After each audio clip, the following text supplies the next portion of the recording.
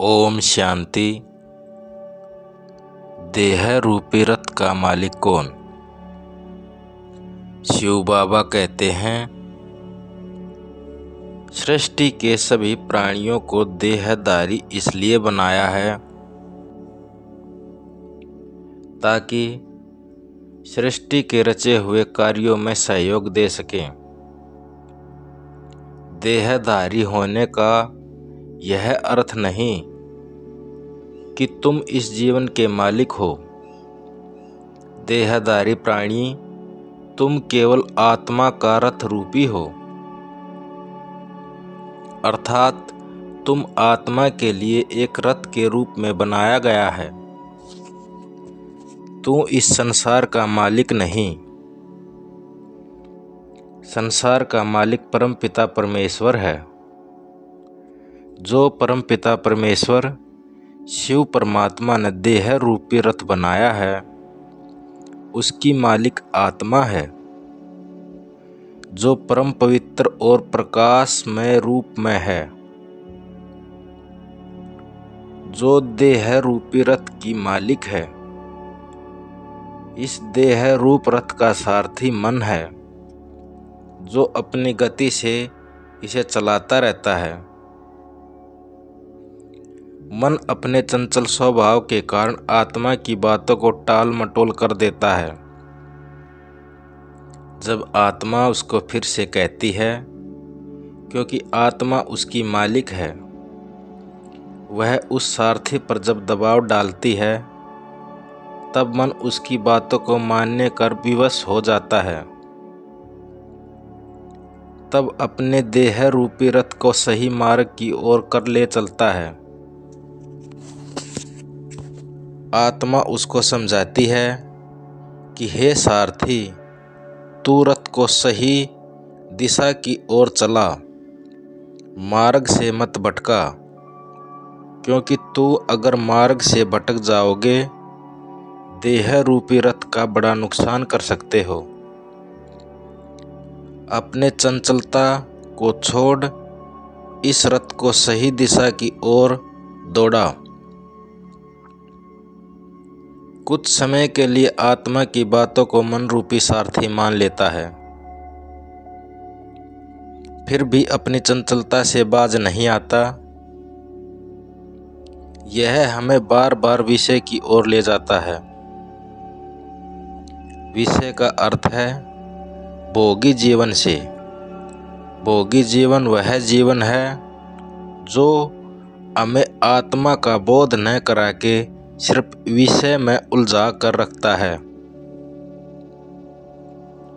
भोगी जीवन वह जीवन है जो हमें सांसारिक वस्तुओं में अपना सुख ढूंढने पर विवश कर देता है।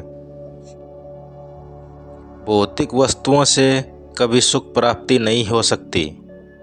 जिस प्रकार से एक अच्छे बेड से अच्छी नींद प्राप्त नहीं की जा सकती, उसी प्रकार से भौतिक सुखों से परम शांति को प्राप्त नहीं किया जा सकता। परम शांति को प्राप्त करने के लिए आत्मा का उजागर होना अति आवश्यक है, तभी हम परम शांति को प्राप्त कर सकते हैं। जब हमारा मन रूपी सारथी आत्मा के कहे अनुसार चलेगा, तभी हम परम शांति और सुख की प्राप्ति हो सकती है। आत्मा केवल प्रकाश नहीं, यह शिव बाबा का एक स्वरूप है, जो हर छोटे बड़े जीव में विराजमान है, जिसे हम जीव आत्मा भी कहते हैं। आत्मा का परम सत्य यह है, आत्मा न ही तो कभी मरती है और न ही कभी जन्म लेती है। आत्मा अमर और अजर है। इसे न ही अग्नि जला सकती है, न ही से वायु सुखा सकती है, न ही जल इसे गीला कर सकता है और न ही इसे कोई मार सकता है। आत्मा न तो कभी बूढ़ी होती है और न ही कभी मर सकती है।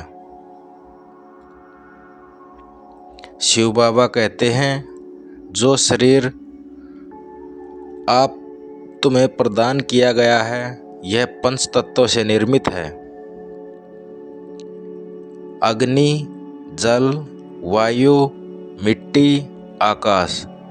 और इन्हीं पंच तत्वों में से देह बनती है और इन्हीं पंच तत्वों में देह विलीन हो जाती है।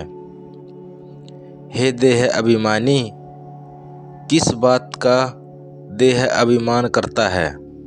बाबा कहते हैं, तुम जब इस देह को त्याग दोगे तो तुम्हारे साथ कुछ भी नहीं जाएगा। तुमने जो कर्म किए हैं उनका लेखा जोखा है तुम्हारे साथ जाएगा।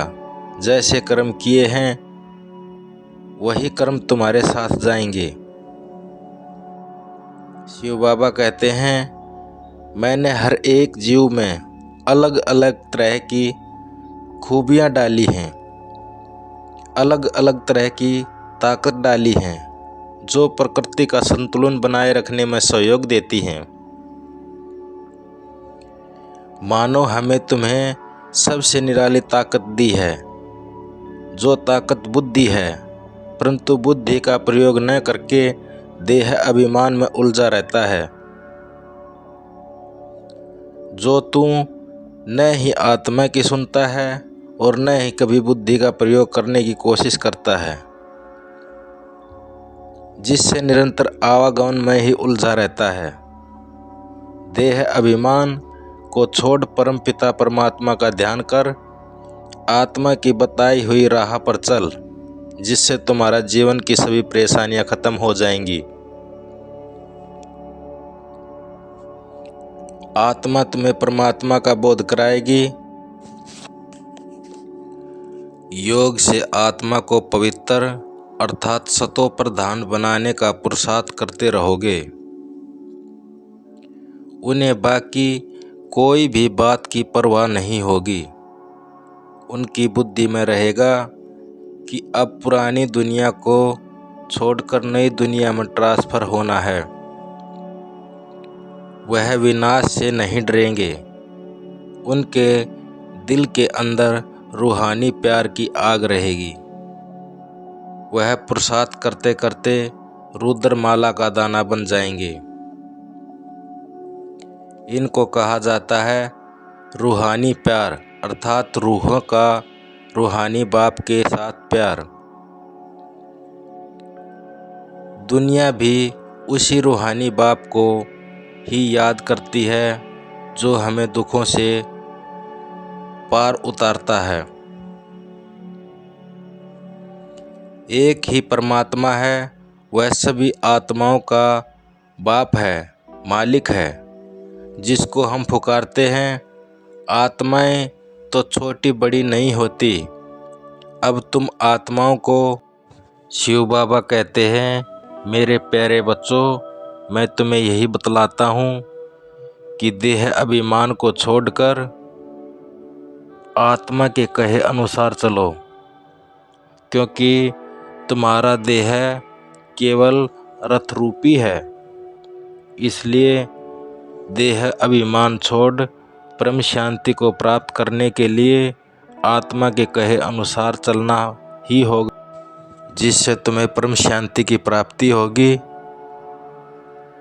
ओम शांति।